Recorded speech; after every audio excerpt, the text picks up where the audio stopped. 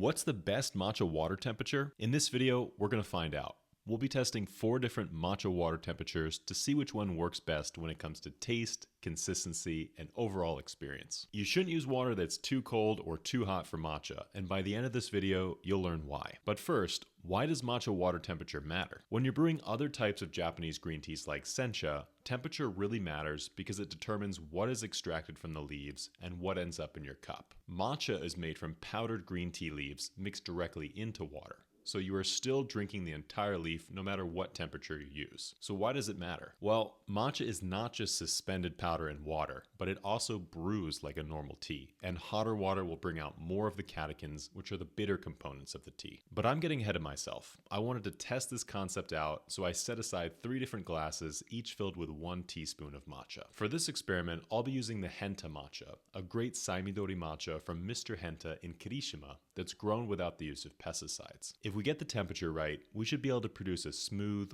well-rounded matcha with plenty of flavor and just a hint of that fresh, slightly grassy flavor. By the way, if you want to try this matcha for yourself, you can find this one and other great pesticide-free matchas at neoteas.com. I've been recommending people brew matcha in between 60 to 80 degrees Celsius or 140 to 175 degrees Fahrenheit. For this experiment, I want to test the low end of the recommendation, 60 degrees Celsius, the high end of the recommendation, and then I also want to test it at boiling to see if temperature really does matter or if I'm just full of it. I'll start out with the lowest matcha water temperature and just pour in about half a cup of water. I'll then take my matcha whisk and gently mix in the matcha powder before whisking it. Normally, I would like to prepare my matcha in a bowl or chawan so that I have more space for whisking. But for this experiment, I wanted to keep everything simple and controlled. I was still able to produce a thin layer of foam on top of the matcha, which is really important so that it has a light, airy consistency and a smoother taste. This matcha tasted exactly how I remembered it, smooth and creamy, but with a delicate freshness that brought a cooling sensation to the palate. Next, it was time to try 80 degrees Celsius. This matcha water temperature is higher than I would typically want, but I still think it's reasonable. I wanted to test the high end of the temperature guidance to see if I should raise it or lower it. I used the same amount of water in the matcha, whisked it up using the bamboo whisk, and took a sip. The first thing I noticed is that the astringency was much stronger and it came on much faster. With the cooler water, this milky smooth flavor lasted for quite a while before the dryness came in. At 80 degrees Celsius, you can get a smooth matcha, but it's quickly interrupted by this fresh, astringent note. But this isn't necessarily a bad thing.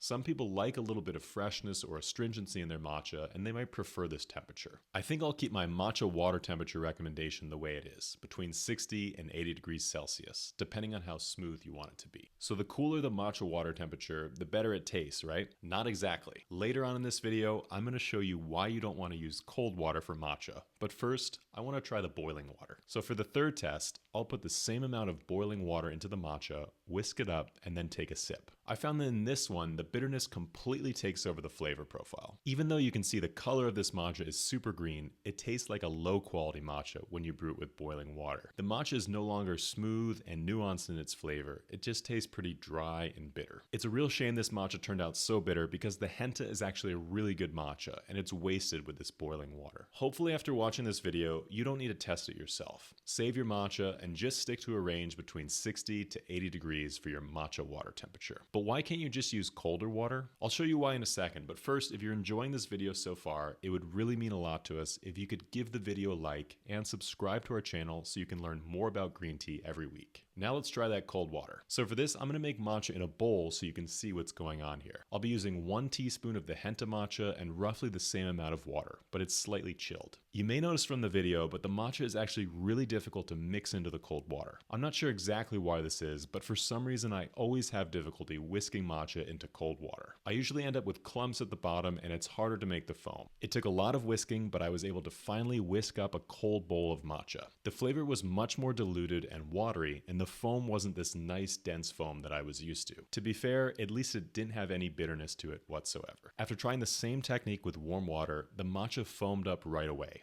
My whisk almost felt heavy, weighed down by all that thick foam I was creating. The flavor was much more full-bodied, and because the foam was denser, it had an airier consistency. Which temperature is your favorite for matcha?